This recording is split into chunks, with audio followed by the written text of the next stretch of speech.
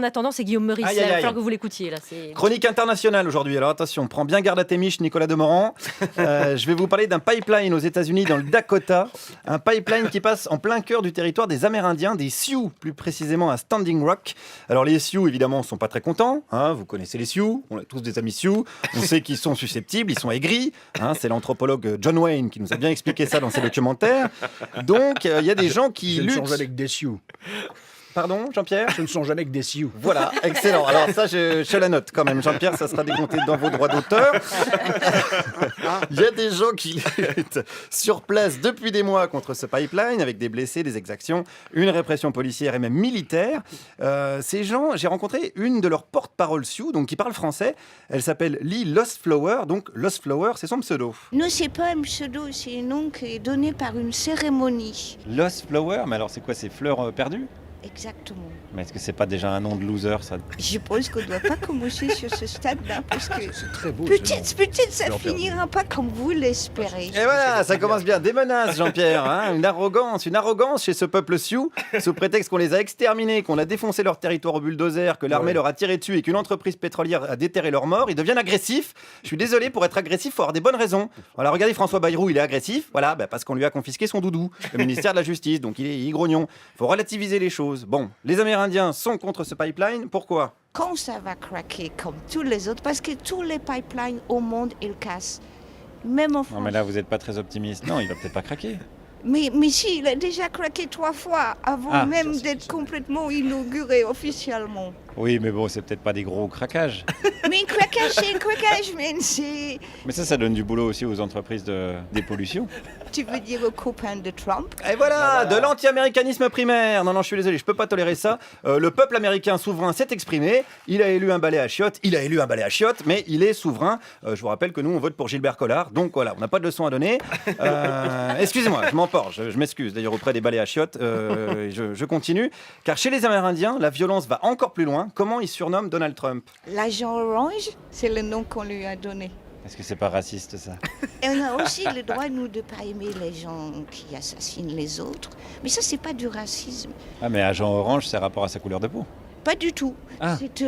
C'est plutôt sa couleur de cheveux. Lost Parce Brain, qu'il a chez été les orange, Indiens. maintenant il est flashy pink. Ah, il est flashy pink maintenant. Il est flashy pink. Vous vouliez dire, Jean-Pierre ? Oui, c'est... Que Trump, chez les Sioux, il s'appelle Lost Brain. Ah, ça c'est pas mal. Absolument. Et on comprend beaucoup mieux. Ça va être son nouveau surnom, à mon avis, chez les Sioux. Pauvre Donald, il s'en prend plein la gueule, le pauvre, pour pas un rond. En plus, lui aussi, il a un nom de cérémonie. Hein, dites pas que les parents ont pas fumé quelques calumets de la paix avant de l'appeler Donald, quoi. Bon, allez, je continue parce que c'est pas fini. Ils en ont après qui également, les Sioux ? Le joli jeune homme qui s'appelle Justin Trudeau, que toutes les femmes du monde trouvent sexy. Eh ben, il est comme les autres, il a aussi signé les OK. Ah non, pas Justin Trudeau quand même. Mais c'est Justin aussi. Non, pas Justin. Mais c'est Justin aussi. C'est un enfoiré comme les autres. Comme les Oh autres. non, putain, pas Justin. Il est jeune, il est beau, on dirait notre président à nous. Il fait baver tous les éditorialistes du monde. Si on récupérait toute la salive de ceux qui écrivent sur Macron et Trudeau, le Sahara, ça serait un lac. Merde, elle pète vraiment tous nos rêves, cette Lost Flower. Enfin, nos rêves. Attends, nous, on s'en sort bien. Hein. Parce que, bon, c'est un problème sur un autre continent. En France, on est peinard, hein, n'est-ce pas ? Il y a des banques françaises qui investissent. Société Générale, Mais non, mais ils sont gentils, eux, normalement. they're not. BNP Paribas, Crédit Agricole et Natixis. Ah ouais. Ces 4 banques-là investissent sérieusement dans des projets criminels, et je tiens le mot criminel. Non, mais c'est pas possible, mais pas nos banques à nous. Moi, j'ai vu les pubs pour les banques, elles sont toutes mignonnes.